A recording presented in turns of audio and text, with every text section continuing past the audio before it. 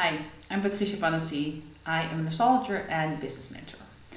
Now, you probably heard me talk about energy management a lot, but what does it really mean? What does it mean when I say manage your energy instead of your time? We live in such a masculine world that is always driven by more, higher, faster, better, that we always need to reach for the next level. We always need to have goals to reach for the stars. And while I'm not saying that you shouldn't set goals or you shouldn't reach for the stars, but we don't have to suffer on our way to the stars. We don't have to grind and work super hard and be exhausted at the end of the day. It's very often when you think that you run your own business, oh, that probably means you have to work a lot of hours. Or if you don't work a lot of hours, that means that you cannot have a good income because you have to work a lot. When we turn it around and start to manage our energy, instead of thinking about all the things that we should do, one of the most important steps of managing your energy is to really ask yourself, what is it that you want to do in your business? What is it that you want to do in your life?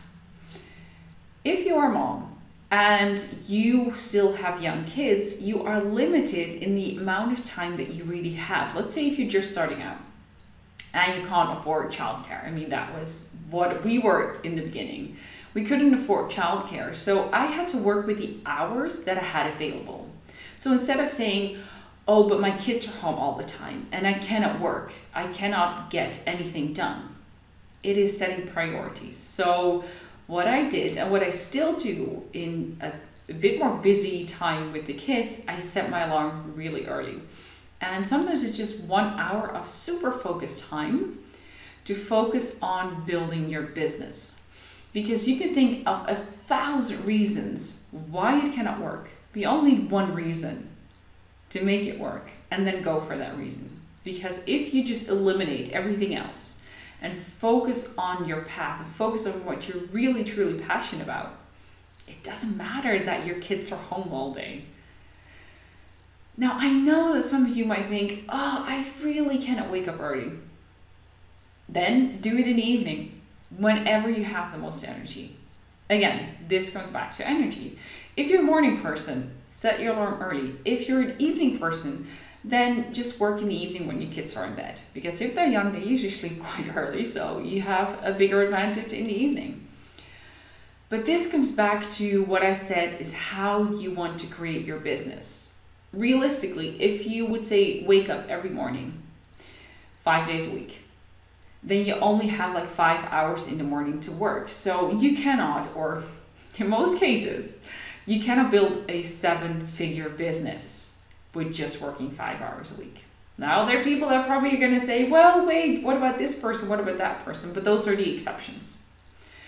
I want you to realize that if you want to create a certain type of business, you need to align it with the amount of hours you're willing to spend on it, not the amount of hours you think you have to spend on it. Again, this is conditioning. This is the way that we think that we have to run our business. Turn it around and think, how many hours am I willing to spend each week? Then when you have those amount of hours, you will start to look back at your cycle. Yes, your menstrual cycle. Yes, that is your superpower. And yes, I will tell you all about that. We go through a shift in hormones. Every 28 days, we have a new cycle. And men go through the same thing, but it takes them 24 hours. So they go through the same hormonal loop every 24 hours, whereas we have 28 days.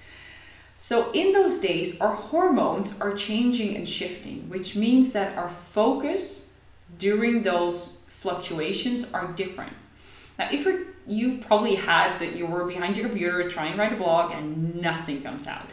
That's because you weren't tuned into the energy you're in at that moment. Because if you would try, let's say a week later, maybe the energy is really there. So I want you to start looking at your cycle and start tracking and thinking, when do I feel my most productive? When can I write blogs?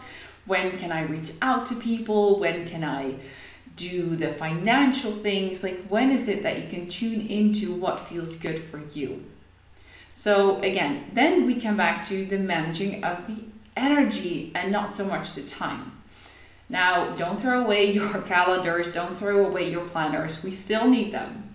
But if we connect to the energy that we have that week, we can beautifully implement the tasks that are attached to that energy in that week.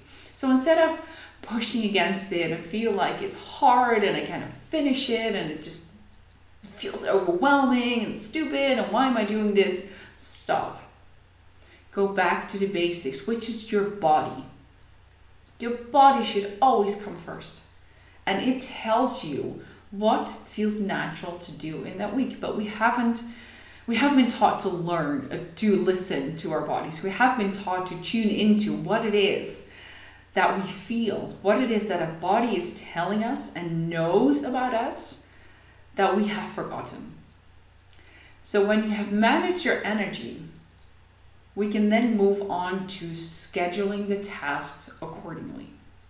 So if you are in your ovulation, that's usually a time to go out, to talk to people, go to networking events, be social, record videos, record podcasts, schedule a photo shoot, because that's when you feel your most sexy. That's when you feel your most outgoing and happy and energetic. But if you try to do a photo shoot, let's say in your menstrual phase, it's more of an inward phase. It's more of an introspection. It's more introverted. So if you try to be very extroverted during that time, it might feel like you're trying to push against something that doesn't feel right. So if you start to tune into that, then you can schedule your tasks according to what you feel like this week. Because I think the most important thing that I want to give to you is that you can feel good and happy and cheerful while you're doing your work. Yes, there's still tasks that might be not what you want to do, but overall, wouldn't you want to feel joy in your business and in your life? Just in everything that you do. Start managing your energy.